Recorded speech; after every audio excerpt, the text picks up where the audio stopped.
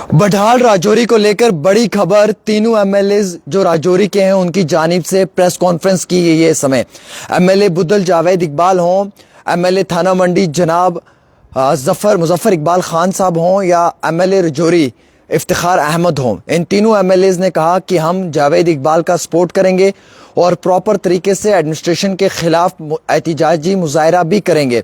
और हमारी जानिब से एडमिनिस्ट्रेशन को ये लास्ट वार्निंग है कि अगर बडहाल के पेशेंट्स के साथ एक बारी फिर से वही सलूक अपनाया गया जो पहले दिनों में अपनाया है, यानी कि एयर एम्बुलेंस नहीं प्रोवाइड की, तो हम शरेआम प्रोटेस्ट करने के लिए तैयार हैं। और तीनों एमएलएज ने इस समय प्रेस कॉन्फ्रेंस करते हुए सरकार को यानी कि एडमिनिस्ट्रेशन को एक बड़ी चुनौती भी दी है।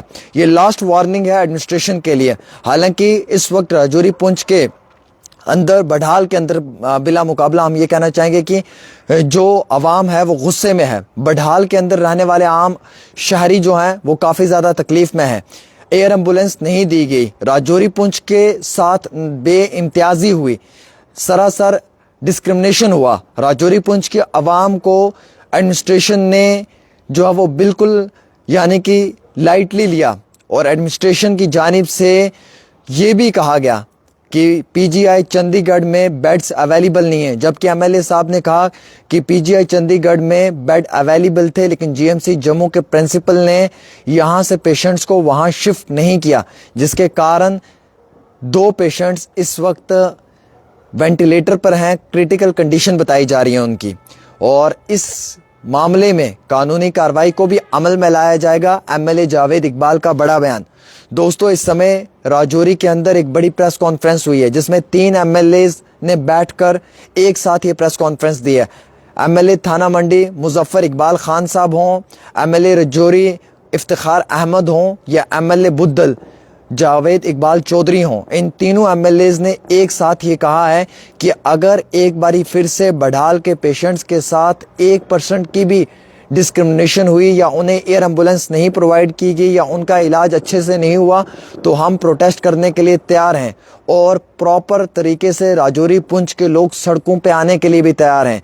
अगर 1% की भी जो है वो बडहाल के लोगों के साथ बेइम्तियाजी की गई। उन्होंने ये भी कहा इस प्रेस कॉन्फ्रेंस के अंदर कि अगर कोई अमीर होता तो शायद उसे बहुत जल्दी एयरलिफ्ट किया जाता, लेकिन ये बडहाल के गरीब लोग थे, शायद इसलिए इन्हें एयरलिफ्ट नहीं किया।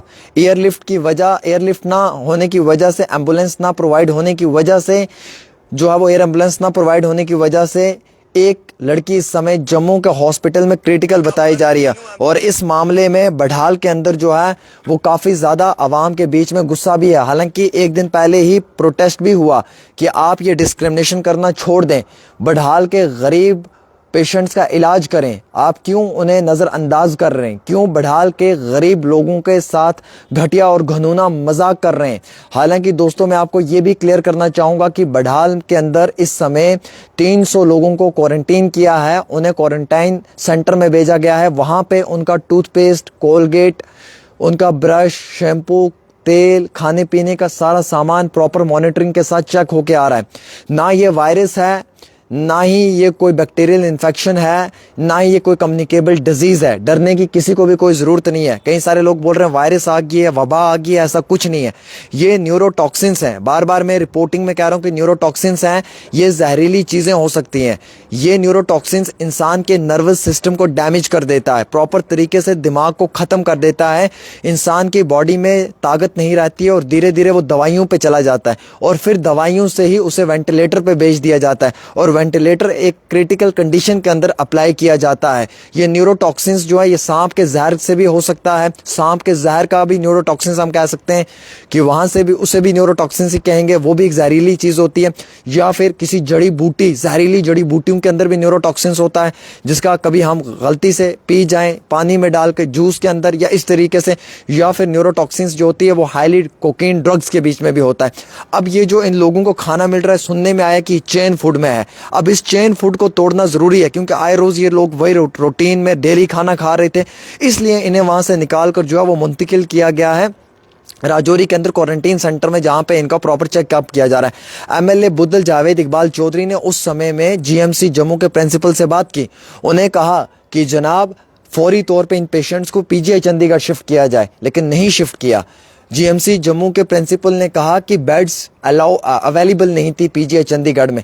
क्या आपको लगता है कि 2 पेशेंट्स के लिए पीजीआई चंडीगढ़ में बेड अवेलेबल ना हो? क्या आपको लगता है कि देश का इतना बड़ा हॉस्पिटल है और जिसमें कि जम्मू कश्मीर के इन दोनों पेशेंट्स को पहुंचाना बहुत ज़रूरी है, और वहां पे अगर इनको पहुंचा दिया जाए तो इनकी जान भी बच सकती है। अब देखिए आप, एजाज अहमद जो है वो पीजीआई चंडीगढ़ में है, वो अभी स्टेबल बताए जा रहे हैं कि वो ठीक हैं, उनकी सेहत धीरे धीरे रिकवर हो रही है। अगर इन 17 जो मौतें हुई हैं, अगर ये 17 लोगों को पहले ही पीजीआई में मुंतकिल कर दिया जाता तो शायद अल्लाह के मदद से इन 17 लोगों की भी मौतें ना होती, या जो वो बच्ची है मोहम्मद असलम की बेटी है उसकी भी मौत ना होती। आज 2 लड़कियां क्रिटिकल जम्मू के अंदर हैं, एक तो जीएमसी के अंदर वेंटिलेटर पर है और एक एसएमजीएस हॉस्पिटल में है। क्या इन दोनों बेटियों को वक्ती तौर वहां पे पहुंचाना ज़रूरी नहीं था? क्या आप ये नहीं समझते थे कि ये वहां पे जाएं तो इनके लिए इंपॉर्टेंट है? इंतहाई मुझे दुख और अफसोस इस बात का है दोस्तों, जो मैं आपके साथ शेयर कर रहा हूं, कि आज मुझे ये महसूस हो रहा है कि एक एमएलए पावरलेस है। जावेद इकबाल चौधरी कह रहे हैं कि हमारी कोई सुनवाई नहीं है। मैं एमएलए होकर भी पिछले 4 दिनों से हर एडमिनिस्ट्रेशन के दरवाजे को नॉक कर रहा हूं, नॉक नॉक नॉक नॉक, लेकिन कहीं पे भी मेरी कोई सुनवाई नहीं है। आज राजौरी के एमएलए इफ्तिखार अहमद ने और आज एमएलए थाना मंडी मुजफ्फर इकबाल खान ने भी अपना सपोर्ट जो है वो एमएलए जावेद इकबाल चौधरी को दिया कि जनाब आप अकेले नहीं हो, हम 2 एमएलए भी आपके साथ हैं। मौका आने पे 30,000 लोग सड़कों पे उतर सकते हैं, राजौरी पहुंच के रास्ते बंद हो सकते हैं। एडमिनिस्ट्रेशन को हिलाने के लिए हम हर वो मुमकिन कोशिश कर सकते हैं जो हमारे हाथ में है। इसीलिए प्रेस कॉन्फ्रेंस की है और ये वार्निंग एडमिनिस्ट्रेशन को दी गई है कि कोई भी लापरवाही, बढ़ाल के डेथ्स होने के बाद जो लोग क्रिटिकल पेशेंट्स हैं उनके साथ नहीं होनी चाहिए। इन केस अगर यहाँ पे एक भी लापरवाही होगी तो फिर किसी भी तरीके से जो है वो इसे बर्दाश्त नहीं किया जाएगा। हालांकि एमएलए बुद्दल जावेद इकबाल चौधरी ने अपनी प्रेस कॉन्फ्रेंस अभी कुछ ही समय पहले कर दिया और इस प्रेस कॉन्फ्रेंस के अंदर उन्होंने साफ अल्फाजों में कहा है कि हम किसी भी चीज़ को टॉलरेट नहीं करेंगे। और ये सबसे बड़ा इंतहाई अफसोसनाक घड़ी है। अगर कोई आईएएस आईपीएस ऑफिसर होता या आईएएस आईपीएस ऑफिसर का कोई बेटा होता, क्या उसे एयर एम्बुलेंस नहीं मिलती? यूं यूं चुटकियों में मिलती एम्बुलेंस उसे। लेकिन ये बढ़ाल का एक गरीब है, इसकी अल्लाह के सिवा कोई नहीं सुनने वाला है। ये बेचारे गरीब से लोग हैं, गरीब परिवारों से जुड़े हुए लोग हैं जो आज भी गुर्बत की ज़िंदगी जी रहे हैं, जिनके घरों में आज भी गरीबी है। इनकी कौन सुनेगा? मेरे अल्लाह के सिवा कोई नहीं सुनेगा। इन्हें एयर एम्बुलेंस नहीं दी गई और इनकी नजरों के मतलब आवाम की नजरों के सामने इन्हें लाकर एसएमजीएस हॉस्पिटल में डाला। अरे एसएमजीएस हॉस्पिटल में तो एक आम पेशेंट भी जल्दी रिकवरी नहीं कर सकता है। ये तो क्रिटिकल पेशेंट्स हैं जिनके अंदर न्यूरोटॉक्सिन्स हैं, जिनके अंदर जहर है। इसे किस तरीके से रिमूव करना है, एंटीडोट किस तरीके से देना है, ये सबसे बड़ा इशू है। लेकिन कोई भी कहीं पे भी किसी भी तरीके की सुनवाई नहीं हो रही है। तो आप समझ सकते हैं दोस्तों कि एक गरीब के साथ बेइम्तियाजी का वाला सलूक अख्तियार किया गया है। फिलहाल बढ़ाल के अंदर अभी सब स्टेबल है। बढ़ाल के अंदर जो लोग क्वारंटीन सेंटर में वो ठीक हैं, जो पेशेंट्स जीएमसी के अंदर हैं उनका इलाज चल रहा है। जम्मू में एक पेशेंट क्रिटिकल है, उसे वेंटिलेटर पर रखा हुआ है लेकिन इलाज चल रहा है प्रॉपर तरीके से। लेकिन हमारी गुजारिश ये रहेगी कि एयर एम्बुलेंस राजौरी पुंछ के लिए एक प्रोवाइड की जाए, जो बिल्कुल राजौरी पुंछ के अंदर एक एम्बुलेंस हो, जैसा ही पेशेंट आए वैसे ही एयर एम्बुलेंस लेकर उसे पीजीआई चंडीगढ़ पहुंचे, क्योंकि इसको जल्द अज जल्द रोकना पड़ेगा, इसको ब्रेक करना पड़ेगा। अदरवाइज कई सारे और भी लोग इसकी जद में आ सकते हैं। फिलहाल ये तीनों अफेक्टेड परिवारों को जो है वो प्रॉपर तरीके से मॉनिटर किया जा रहा है और मुकम्मल तौर के ऊपर जो है वो देखभाल भी की जा रही है। एक छोटी सी रिपोर्ट आमिर सुहेल के साथ।